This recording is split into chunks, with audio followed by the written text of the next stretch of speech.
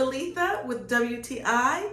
I was so tired of throwing away wooden bath brushes that got molded in the shower. So now I have my long handle brush for the bath and shower from BEDELITE. It is awesome. It's a very good product.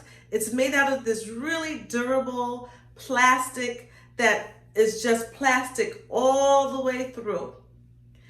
I don't have to worry about water getting in. It has this wonderful silicone grip. I love that about it because it doesn't drop or fall while I'm in the shower when your hands are wet. It has this beautiful soft bristles that can be used wet or dry.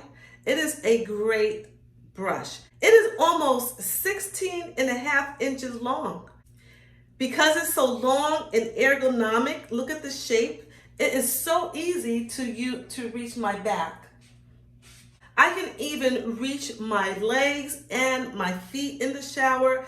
I don't have to bend down to do that anymore. It is a nice long brush. Awesome. I love the fact that it came with this little tiny hook that I attached to my shower wall. And I love the fact that it has 3 little prongs, so I could just hang up my brush, but I can hang up anything else as well. This is a great product to have as a shower brush. It'll never get molded.